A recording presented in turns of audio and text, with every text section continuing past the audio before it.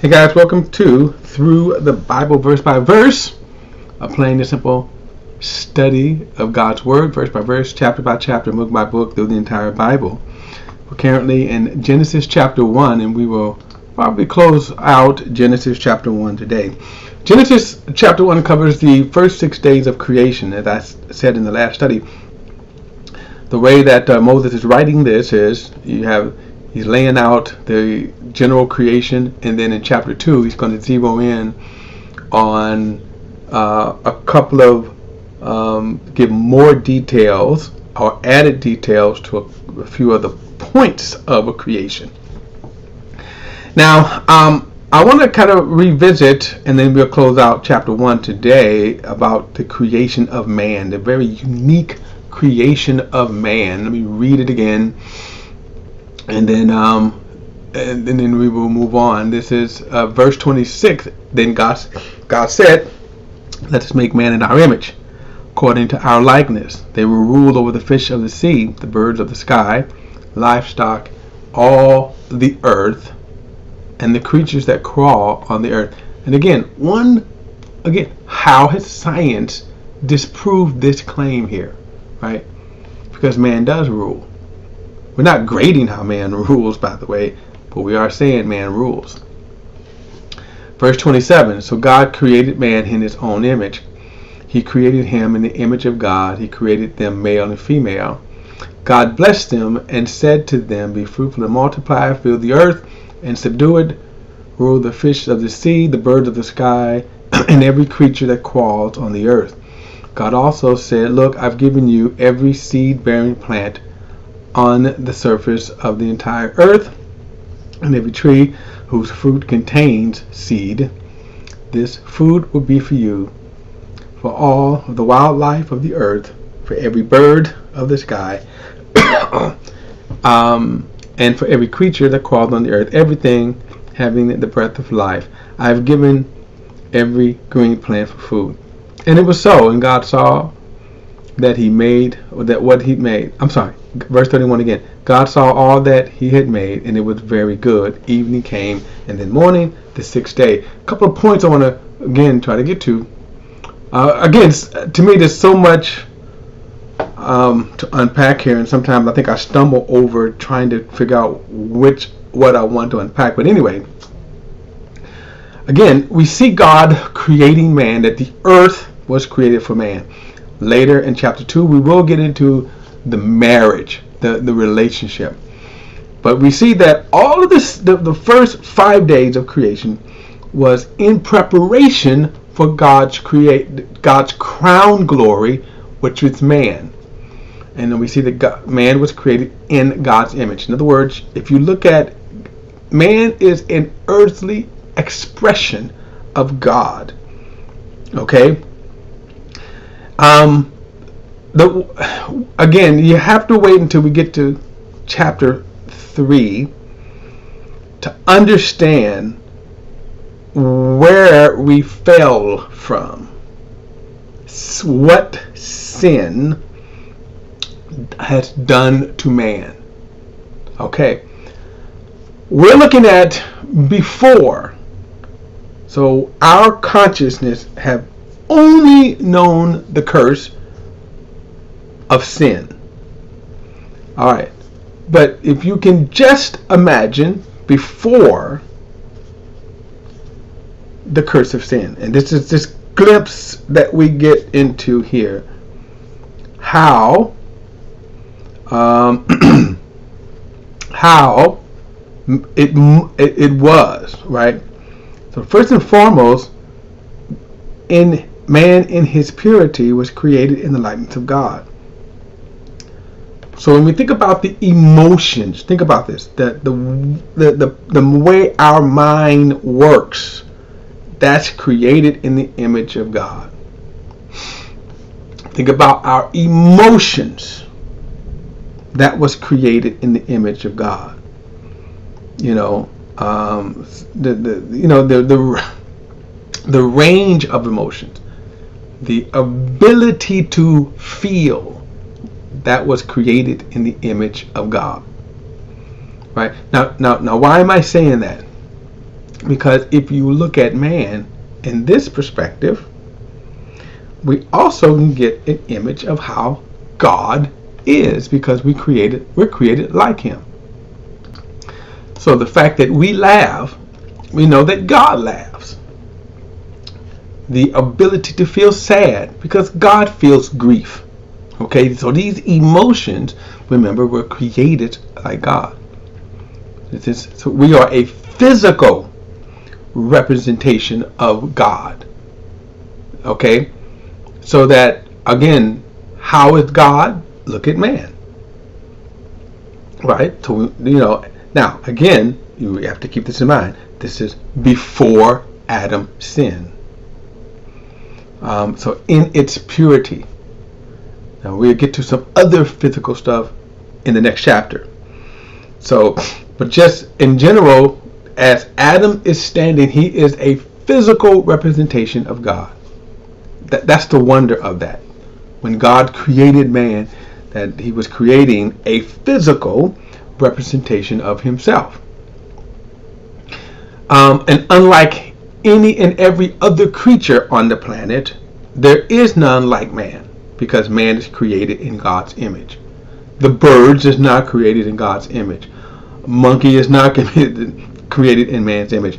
Look, you dogs are not created in man's image, and no, dogs are not man's best friend.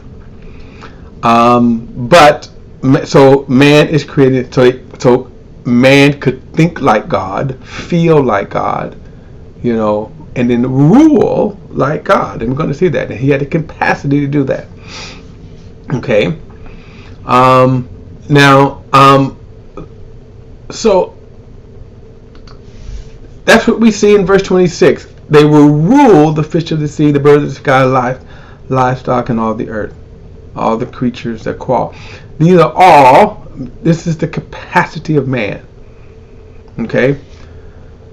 Then in verse, 27, he tells them to be fruitful and multiply, and then again, rule the earth, rule the fish of the sea, birds of the sky.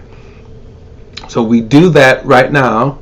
And then notice in verse 29, he says, he's given, God also said, look, I have given you every seed-bearing plant on the surface of the earth, on the entire earth, and every tree whose fruit contains seed. This fruit will be for you, for all the wildlife on the earth, for every bird of the sky, and for every creature that crawls on the earth, everything having the breath of life in it. I have given every green plant for food. Now, here is a very interesting thing here, because this comes in terms of how you read this. For example, as you're reading this, basically it is saying, God is saying, I've given plant-based food. Okay, not the Impossible Burger. Okay. But the idea is that before the fall, there seemed to be indication that we would have been vegetarians, however that plays out. Not necessarily eating the birds, so that goes to fried chicken, the cow, that goes your steak, okay, lamb chops, but at the same time, what is interesting is that, and we'll see this later, that they do provide good sources of protein, things like that. But it seems here, the original tent, again, notice how you read the sentence. Now, we're not going to get into a whole breakdown of how you may translate this. So let's look at this again. 29, he says, look, I have given you every seed-bearing plant on the surface of the entire earth, and every tree whose fruit contains seed. This food will be for you, comma. So you stop right there. This food will be for you, comma. And then verse 30, for all the wildlife of the earth, comma, for every bird of the sky, comma, and for every creature that crawls on the earth, dash, everything having the breath of life in it, period. And then he says, I have given every green plant for food, and it was so. So the idea here is that what seemed to be God in the beginning, that the vegetation, right, and the fruits and stuff, that was would have been the main food, not the delicacies of a good steak, hamburger. Okay, even though like now, guess what? We have been introduced into the plant-based food that goes beyond. You can get plant-based sausage, burgers, and things like that. Okay, all right, and they're not bad tasty, but and again, so sin changed everything, and now all of a sudden that got expanded where we eat the cattle, we eat the birds, the crawling things, right? So was that the initial plan of God? It doesn't seem to be, but remember, sin changed everything.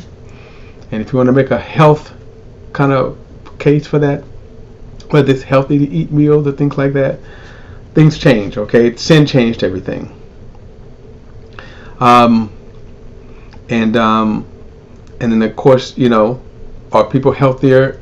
Are vegetarians healthier than meat eaters? I have to confess, I am a meat eater. And even with, by the way, this is even with the, you could say the predatory animals, that they were not like lions and lions, predatory animals like lions and other ones. They were plant-based eaters themselves before the fall. Of course, theirs is different. We cook our meat and put it nice on the plate. Predators, they just rip into them and eat. Blood all over and everything. They just rip it and eat the animals. But there's a whole different thing about animals too. A whole different scenario of how animals process food and everything. So anyway, but that would come as a result of the curse or the sin. But before then, guess what? Everybody seemed to have been plant-based. Now look at this. Verse 37 says, "And God saw all that he made, and it was very good." Now, one of the things that is interesting about this term "good" is that we get a picture of what is good and what is bad. Okay? In other words, the creation, when God was finished, he said, "This is good." This is the standard of good. This is how you define good in this context as far as creation is concerned. Now, you can also say, we're going to see the details to this. For example, what is good? What is a good relationship? And we're going to go there because, for example, is same-sex marriage good? Is trans, the issue of trans, is it good? Is that what God created? We'll get there in chapter 2. So he looks at creation. He says it's good. He sees man and he says it's good. After each day that he created, he says it's good. In other words, it's working the way God designed. That's what's good. That's how you define good. So when something is not working according to God's standard, it is not good. Okay? God, and so sinful man doesn't determine good or evil. God does. And what we see here, the way God created. Now, in chapter 2, we're going to get some more details. For example, it didn't rain up until this point. Up until sin, it didn't rain. That was good. In fact, we're going to even see that clothes wasn't even needed. And I'm speaking this from the standpoint of whether or not I'm jumping ahead here a lot, but when we talk about we're talking about being naked wasn't an issue with Adam and Eve. Well, they were the only humans here. What would have happened, even if they didn't sin, what would have happened once the earth was populated? Because remember, it was always God's will to populate the earth.